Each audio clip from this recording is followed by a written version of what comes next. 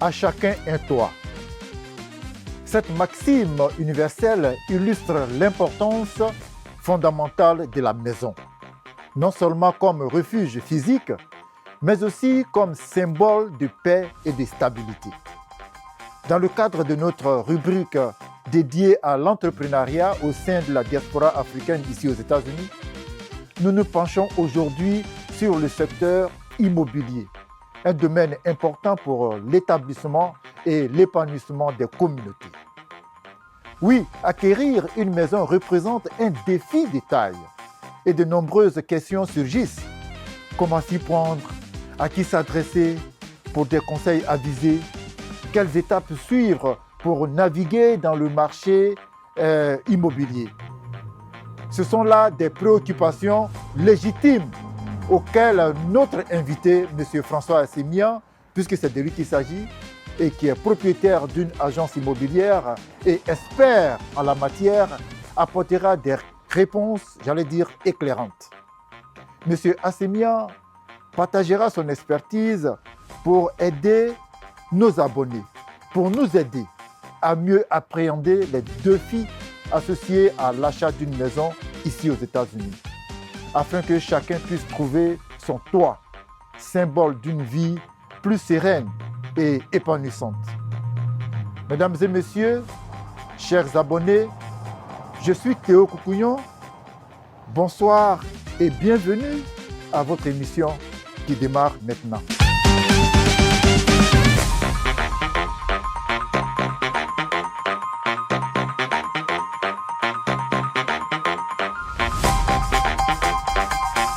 Bonjour M. Assemian. Bonjour M. Koukouyon. Avant de rentrer dans le vif du sujet, pour nos téléspectateurs, qui est M. Assemian? Je vais d'abord commencer à vous remercier de m'avoir invité à cette émission prestigieuse qui commence à prendre de l'ampleur d'ailleurs. Merci. Et je m'appelle François-Joseph Assemian, je suis agent immobilier et je suis dans l'entrepreneuriat depuis 1991, je dirais. Ok. Et voilà. En fait, depuis 91. Avant cela, dites-nous pourquoi vous avez quitté votre pays, la Côte d'Ivoire, pour les États-Unis? J'ai quitté la Côte d'Ivoire pour les États-Unis pour faire des études. Et j'étais en France où j'ai passé 4 ans. Et après ça, je décidais de venir aux États-Unis pour continuer mes études et surtout pour me lancer dans le cinéma, plus particulièrement dans le montage. Dans le cinéma? Dans le cinéma, oui. Oh, okay. Et voilà. Et il y a un grand fossé entre le cinéma et effectivement et l'immobilier. Ouais. Voilà, c'est ce qui m'a amené en fait aux États-Unis, le cinéma. Et donc c'était votre première motivation? C'était ma première motivation, ouais. Et après, comment s'est faite la reconversion? La reconversion s'est faite par la force des choses. Et les études ont fait que à un moment, je ne pouvais plus payer mes études, donc il fallait que je travaille. Et vu que j'étais pas très motivé à travailler pour quelqu'un d'autre, donc j'ai décidé de travailler pour moi-même. Et la première opportunité que j'ai eue, c'était d'ouvrir une auto-école pendant 10 ans. Et après l'auto-école, j'ai fait la transition vers l'immobilier. Et voilà, je me suis retrouvé dans l'immobilier. Et ça fait maintenant 17 ans que je suis agent immobilier. L'immobilier, c'était un marché très intéressant, en fait, qui concerne tout le monde. Oui. Dites-nous, présentez-nous un peu ce secteur. C'est un secteur qui est très important. L'économie d'un pays comme les États-Unis dépend en grande partie à l'immobilier. C'est comme un baromètre. Quand l'immobilier va mal, en général, l'économie ici va mal. Pour exemple, la crise de subprime de 2008, où tout avait craché, et c'est parti de l'immobilier. À l'origine, qu'est-ce qui vous a amené à cela? Puisque j'étais déjà dans l'entrepreneuriat, et pour moi c'était une suite logique de passer de l'auto-école à l'immobilier. C'était un peu plus simple l'immobilier parce que j'avais pas à gérer toute une équipe. Par exemple, dans l'auto-école, j'avais 7 personnes qui dépendaient de tout ce que je pouvais produire comme business leur donner des heures, des clients et tout ça. Et l'immobilier, je suis le seul patron. Et je travaille, je fais des open house. Tout ce que je produis, c'est moi-même qui récolte. Donc voilà, c'est. Mais bon, ouais, c'est ce qui m'a plu, c'est le seul fait que je sois mon propre patron et que je réponds seulement à moi-même. Et ben, bon, bien sûr, à mes clients aussi, mais bon, je suis à la base de mon entreprise. Donc, je suppose que dans ce domaine, il y a certainement des défis, des challenges. Alors, quelle stratégie mettez-vous en place pour surmonter tout cela? Oui, il y a beaucoup de challenges. Il faut être honnête dans ce business. L'honnêteté. Hein. L'honnêteté. Il faut être serviable. Et ça, c'est notre réputation nous en met très loin où on peut écourter notre vie dans cette entreprise. Et je crois qu'avec ces deux qualités, tu peux surmonter ces deux qualités, travailleur. Et la troisième qualité aussi, il faut être travailleur. Il faut pas avoir peur. Il faut choisir ce métier-là par amour. Et il y a beaucoup qui le choisissent parce qu'ils se disent qu'on va se faire beaucoup d'argent, et ce qui n'est pas toujours vrai. Et ça nécessite beaucoup de travail en amont pour pouvoir avoir des résultats. Ouais. Et j'ai embrassé ce métier-là, je crois, premièrement parce que j'aime l'homme. J'aime la communication. Et on fait un peu de tout. On a plusieurs casquettes. On est psychologue, on est conseiller de mariage, on gère les émotions parce que c'est quand même après avoir pris une décision, je crois la deuxième décision la plus importante pour un couple ou même pour une personne. Je crois la première décision c'est de fonder une famille. La deuxième décision c'est d'acquérir un bien immobilier. Et bon, nous sommes toujours honorés de pouvoir faire partie de cette décision qui est aussi importante dans la vie de tout un chacun. Et voilà. Qu'est-ce qu'il faut pour acquérir un bien immobilier ici aux États-Unis? Premièrement, il faut avoir 2 ans d'emploi. Et après ça, il faut avoir un il faut avoir travaillé pendant 2 ans. 2 ans, minimum. Et avoir, pendant ces 2 ans-là, évidemment, il faut déclarer ses impôts. Et voilà, et ne pas avoir de problème, surtout. S'il y a des impôts impayés, ça peut être un problème. Donc, déclarer les impôts. Et deuxièmement, ici, il y a le système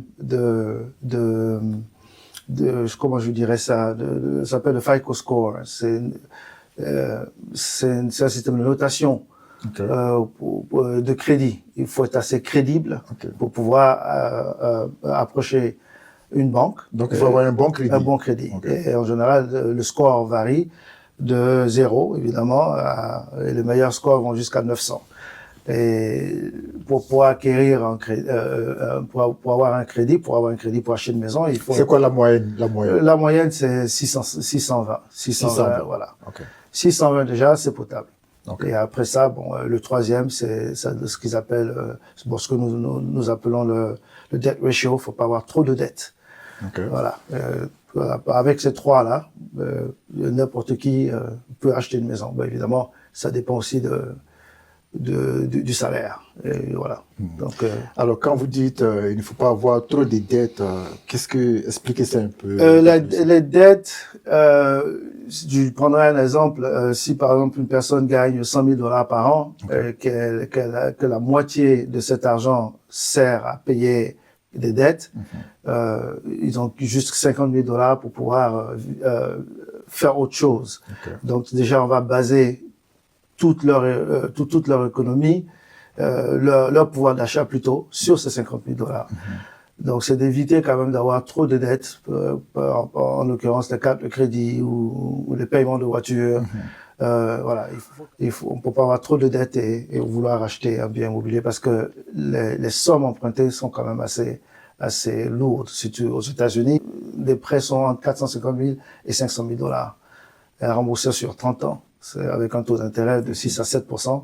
Bon, c'est quand même assez lourd. Alors, c'est quoi la santé du marché immobilier actuellement? En ce moment, l'immobilier, je dirais, se porte bien. Moi, je suis en Californie. Il est assez stable. Ça a été la même chose depuis 2 ans. On est dans un marché qui est favorable aux vendeurs. sellers market. Et ça se porte bien. Bon, on aimerait bien qu'il y ait quelques petits changements, que le pourcentage baisse, le taux de pourcentage baisse. Nous sommes à pratiquement 7%. 5% serait une très bonne moyenne, parce que ça va motiver plus de personnes à se lancer et vouloir acheter des maisons. Et bon, et évidemment, si les gens sortent pour acheter des maisons, et nous sommes heureux. Okay. Ouais. Alors, comment se comporte la diaspora africaine, je veux dire la communauté africaine de façon entière, dans le marché immobilier, vous qui êtes un expert? J'ai remarqué que ces 10 dernières années, il y a beaucoup d'Africains qui achètent et qui s'informent, qui sont assez bien informés et qui veulent sérieusement acquérir l'immobilier parce qu'ils ont compris la valeur que ça a ici aux États-Unis. Je parlais à quelqu'un ce matin entre la manière dont on acquiert l'immobilier ici aux États-Unis comparé à celui de la France, où par exemple on ne donnerait pas un prêt à quelqu'un qui a passé l'âge de 70 ans, parce que si le prêt est sur 30 ans en France, ils se disent que l'espérance de vie est déjà trop courte. Donc voilà. Ça. Et il y a aussi alors qu'ici ça n'a rien à voir. J'ai des clients à qui j'ai vendu des maisons, ou une maison, peut-être leur première maison, qui avait 70 ans, 75 ans, des retraités avec leur pension, ont été en mesure de payer, de s'acheter une maison. C'est ça la différence. Ici, on joue, c'est un jeu économique. Si c'est bien pensé, et il y a beaucoup à apprendre dedans. Pour, par exemple, les Africains, on pense toujours à construire à la maison. Et c'est mieux d'acquérir un bien immobilier ici et retirer de l'argent dans ce qu'on appelle equity. Malheureusement, je connais pas tous ces termes en français, mais equity c'est la différence, la valeur qu'a pris la maison. C'est par exemple, j'achète une maison à $100,000 et d'ici 2 ou 3 ans, la valeur monte à $300,000 par exemple. Ces $200,000 peuvent être empruntés par l'acquéreur de la maison. Et ça serait bien d'avoir $200,000 et décider finalement d'aller finir un projet ou commencer même un projet en Afrique. On peut facilement construire une bonne maison en Afrique avec $100,000 ou $150,000. Et c'est en ce sens-là que c'est plus facile de passer par cette voie-là que de travailler et prendre son salaire et l'envoyer en Afrique. Et Dieu seul sait combien d'histoires d'horreur que nous avons entendues avec les gens qui se font toujours avoir. Parce que voilà, c'est pour ça que je conseille toujours aux gens d'acquérir un bien ici aux États-Unis. Est-ce que c'est vraiment nécessaire pour un Africain d'acheter une maison ici quand on sait que lorsque l'Africain arrive ici aux États-Unis, c'est pour travailler, se faire de l'argent et repartir dans son pays pour une retraite dorée. Alors, est-ce que vous pensez que il est nécessaire d'acquérir vraiment une maison sur place ici? À quoi cela va servir? Comme moi je dis souvent, autant travailler avec l'argent de la banque, utiliser l'argent de la banque, utiliser moi-même mon argent. Si je suis un Africain, je suis venu pour travailler, j'ai de l'argent en épargne. Si tu as un bien immobilier, c'est encore de l'argent en épargne. Comme je viens d'expliquer plus tôt, l'equity te permet d'avoir 200. Pour la compréhension de de tous ceux qui nous regardent, expliquez-nous un peu ce que c'est que l'equity. Mais c'est quoi? Comment ça se passe? C'est quoi le système? C'est très simple. C'est la valeur que prend la maison dans la durée. Bon, c'est-à-dire, j'ai acheté une maison à $100,000. Voilà. J'achète une maison à $100,000. Comment l'equity joue dans cela? Les maisons s'y prennent de la valeur dépendant. Bon, ça dépend. Il y a plusieurs facteurs. Je dirais en général, en Californie, une maison peut prendre entre 50 et $100,000 de valeur. Si tu es dans un bon quartier, on prendrait un exemple très simple, $100,000. Donc tous les ans, ta maison prend une valeur de $100,000. Bon, si l'Africain même décide de vendre cette maison alors qu'il a acheté à $100,000, évidemment, tu vas m'appeler moi en tant qu'agent immobilier et je mettrai la maison sur le marché. Et puis, puisqu'elle a une valeur maintenant de $200,000, je me battrai pour que on ait quelqu'un qui achète cette maison au prix à $200,000. $200,000. Et donc la différence des $100,000 lui revient. Vous revient, voilà. Et donc, c'est 100 000 $ que vous n'aviez pas il y a 12 mois. Il y a 12 mois. Voilà. Et ça me revient. Ça me revient. C'est l'écurie. Voilà, ça, c'est Okay. c'est l'écurie. Et la banque dans tout ça, la banque qui m'a prêté de l'argent. Quand vous vendez la maison a une valeur de 200 000 $. La banque vous a prêté 100 000 $. En un an, quand même, vous avez payé, je dirais, 10 000 $. Donc, vous devez 90 000 $ à la banque. La banque récupère ces 90 000 $ et vous prenez vos 100 000 $. La banque, elle a toujours quelque chose à gagner parce qu'il y a un taux d'intérêt aussi. Bien sûr. Donc, ça sera les 90 000 $ plus, peut-être, parce que vous avez déjà payé quand même les intérêts. Une fois que vous vendez la maison, les intérêts s'arrêtent. Voilà. Les seules fois où il y a une crise, où ce schéma-là ne marche pas, c'est par exemple en 2008, où c'est allé dans le sens contraire. Au lieu que la maison prenne la valeur, les maisons ont perdu la valeur. Ah, mais pourquoi? Parce qu'il y avait eu des défauts de prêt. Il y avait des gens les banques prêtaient sans vraiment faire attention. Sans vraiment faire attention. Voilà, et ils prêtaient à qui ils voulaient, et voilà, et ces gens-là ne payaient pas. Et il y a des gens qui avaient 10 prêts de maison, donc évidemment qui avaient 10 maisons, et qui étaient pas équivalents à leur salaire. Ils suivaient pas les trois points que j'avais cités tout à l'heure, c'est-à-dire le salaire, le FICO score et le debt ratio. Donc voilà. Mais sinon, si vous suivez ces 3 points, normalement, le marché doit se comporter comme il faut. Voilà. Quelqu'un sur ce plateau a parlé du réseautage. Voilà. Et surtout dans le domaine du business. Alors, quel rôle joue la communauté dans votre domaine précisément? La communauté, c'est ceux ils nous font, nous. Si nous existons, c'est à cause de la communauté. La diaspora africaine. La diaspora africaine. Donc, pour moi, qui suis un Africain, et en l'occurrence un Ivoirien, c'est toujours bénéfique pour moi de pouvoir approcher, premièrement, les gens qui sont du même pays que moi. De chez nous, et voilà, les Africains. Voilà, les Africains. Parce que, remarque un truc qui est très important, c'est que tout contrat que tu vas signer, pour acquérir une maison, c'est un contrat légal. Bien sûr. Donc, s'il y a un problème, on se retrouve à la justice. Alors, point par point, il va falloir pouvoir expliquer ce contrat-là, par exemple, à un frère africain qui, certes, peut-être parle très bien anglais, ben, ça ne veut pas dire qu'il comprend forcément ce contrat. Donc, mon rôle, c'est de simplifier ce contrat, expliquer qu'ils comprennent les pour et les contre de l'achat immobilier. Alors tout à l'heure, vous avez parlé de ce qu'il faut avoir avant d'acquérir une maison. Est-ce que vous avez des exemples précis des primo-acquéreurs, comment ils sont venus vers vous, s'il y a des conseils spécifiques à leur donner? Oui, j'ai au moins de très belles histoires comme ça une fois par an. En général, ils sont toujours référés par quelqu'un d'autre, quelqu'un avec qui j'ai travaillé. Et Dieu merci. Quand quelqu'un te réfère, ça veut dire que tu as fait du bon travail. Et en anglais, c'est first time home buyer. Et j'ai eu de très belles expériences. Citez-en une. Ben, j'ai une famille latino qui avait pas assez d'argent pour acheter une maison. Donc, il fallait trouver quelque chose.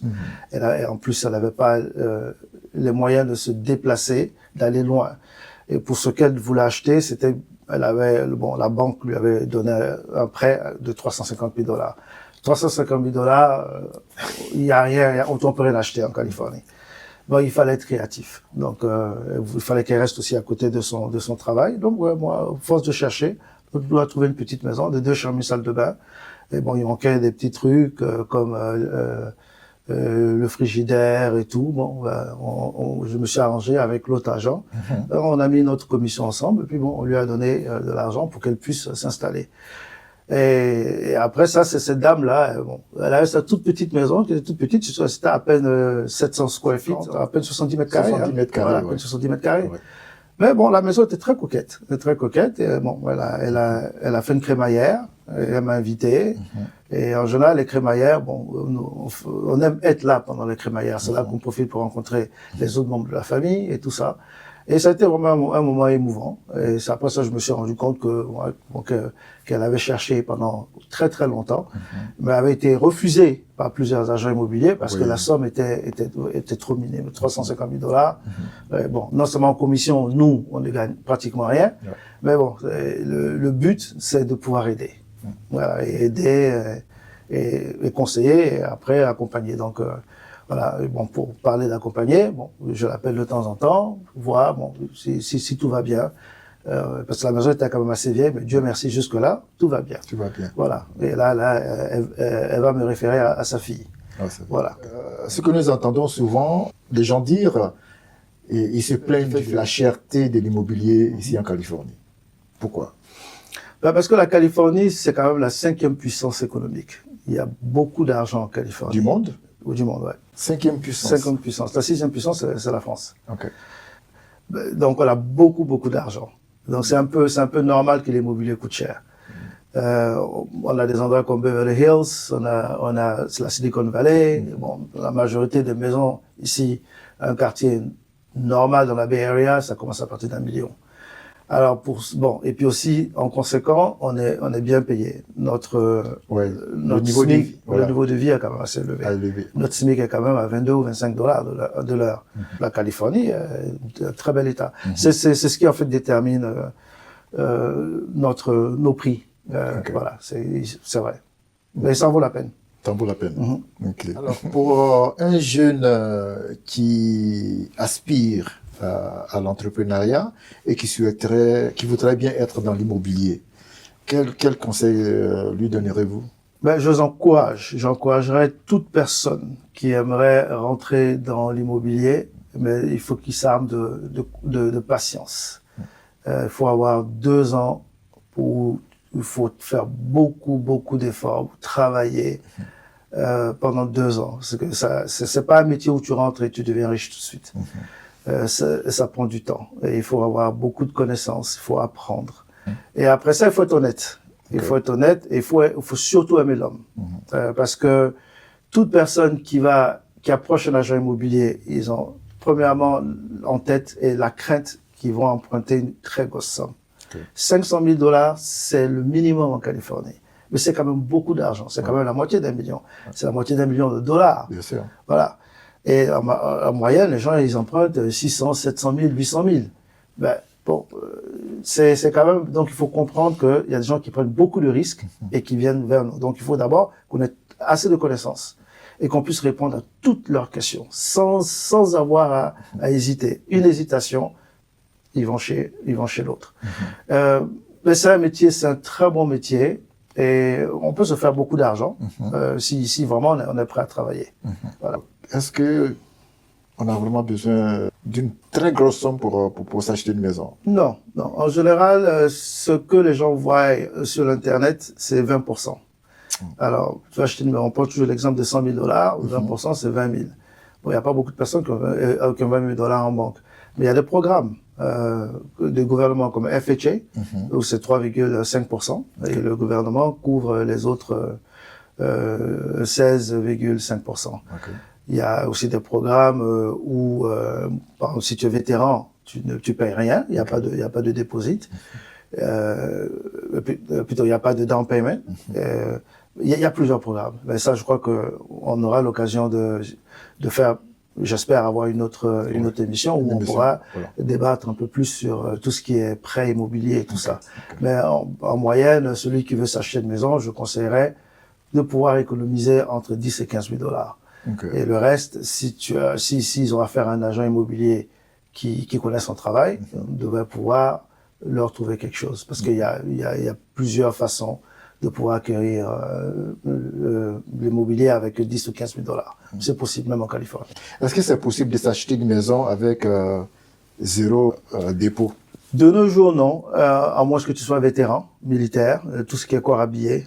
Oui, c'est les seuls qui peuvent acheter une maison avec 0 dépôt. Pour le reste, il faut avoir quand même un petit apport. La tarification dans le domaine immobilier. D'abord, qu'est-ce que c'est et puis comment cela s'exécute? La tarification, je vais prendre encore un autre exemple. La tarification, c'est la valeur de la maison. Si par exemple, Monsieur Coucougnon veut vendre sa maison, on fait une certaine étude de marché. Et la première étude et la plus importante, c'est de savoir, dans le quartier de Monsieur Coucougnon, combien de maisons similaires à la sienne ont vendu. Et là, je vais rechercher pendant les 3 derniers mois combien de maisons dans votre quartier et on pourra déterminer à partir de là la valeur de votre maison. Et ça évite toutes sortes de négociations inutiles et de conflits. Donc ici, quand même, on est assez organisé. On utilise les chiffres et les chiffres ne mentent pas en général. Voilà.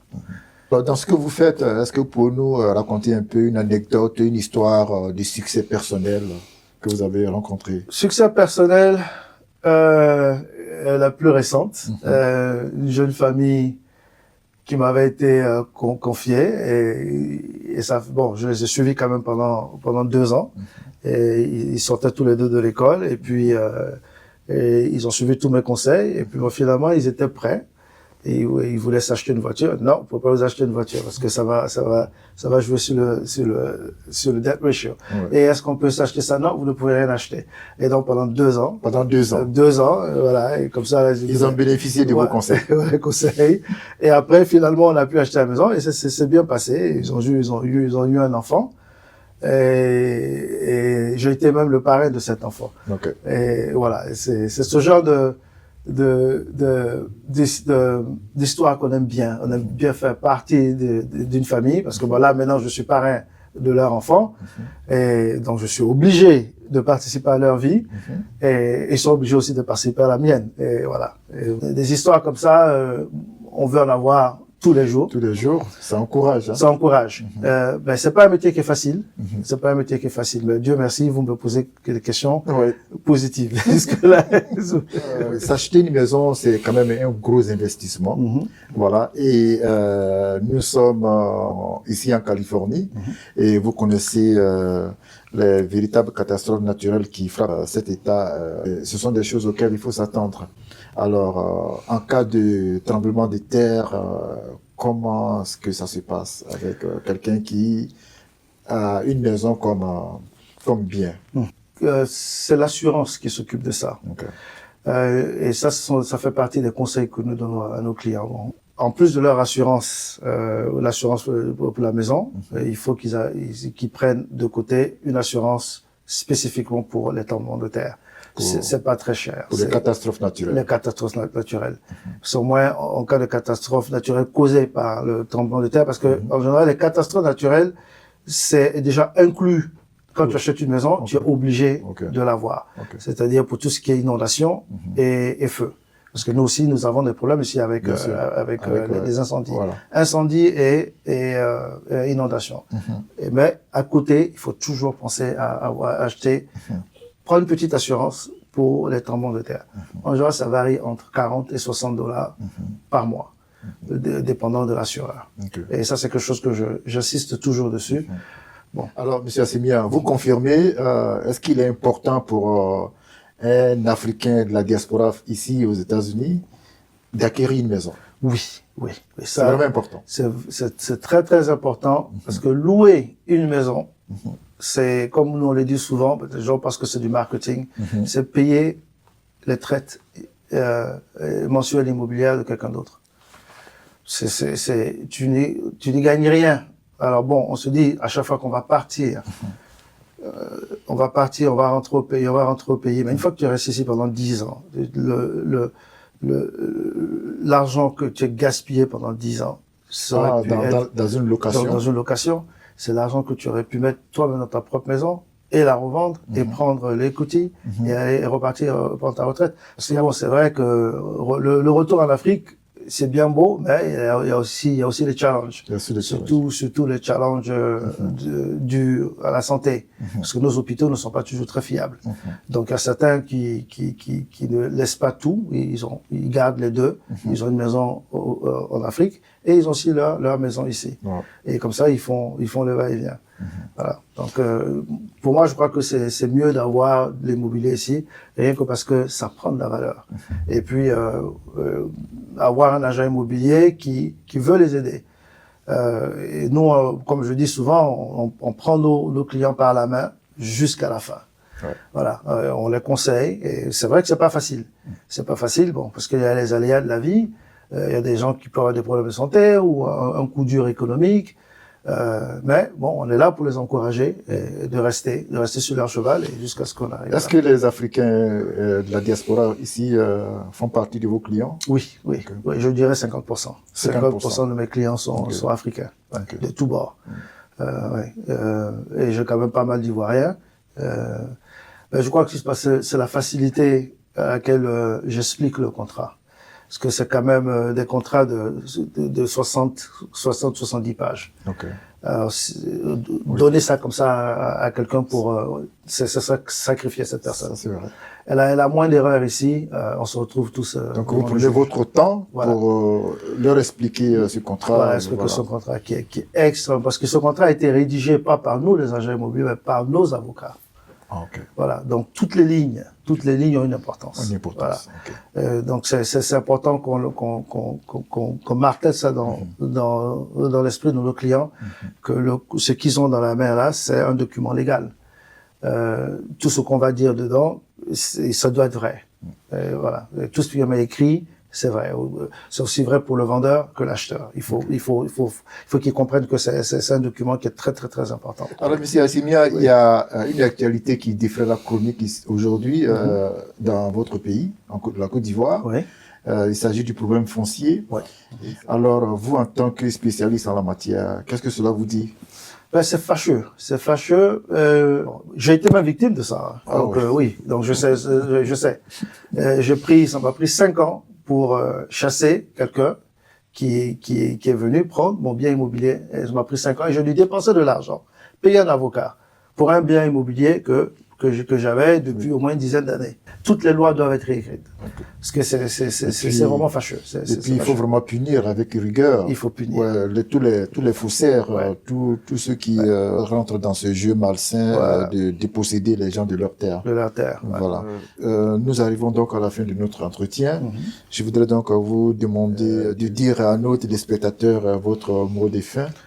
Le mot de fin sera très court parce que je vais laisser, comme on dit chez nous, je vais pas prendre toute la route parce que je vais revenir parce qu'on a quand même d'autres sujets. Bien sûr. Et j'invite tous les Africains et tous les gens de la diaspora à se munir de courage et d'appeler un agent immobilier. Je suis un agent immobilier et vous pouvez m'appeler si vous avez des questions et c'est quelque chose qui se fait dans la durée. Vous avez 1 an, 2 ans, 6 mois avant de vous lancer dans ce projet qui est très, très, très, très important. Oui, je suis agent immobilier. Venez à moi, vous qui cherchez une maison, et je vous trouverai la maison de vos rêves, nous dit M. Assemia. L'expérience de M. Assemia nous rappelle que chaque défi peut être surmonté avec les bonnes connaissances et les ressources adéquates. En encourageant nos communautés à s'investir dans l'immobilier, M. Assemia participe ainsi à l'édification de structures solides pour un avenir prospère. En somme, investir dans une maison constitue une étape essentielle vers l'épanouissement individuel et collectif. Mesdames et messieurs, chers abonnés, nous vous remercions de nous avoir suivis tout au long de cette émission que j'ai eu d'ailleurs plaisir à vous présenter. Nous savons que beaucoup de questions restent encore en suspens, surtout dans le domaine de l'immobilier, mais rassurez-vous, M. Assemia reviendra sur notre plateau pour vous éclairer davantage et vous aider à trouver le toit qui vous apportera sérénité et stabilité. Je suis Théo Kokounion. Bonsoir à tous et je vous dis à très vite.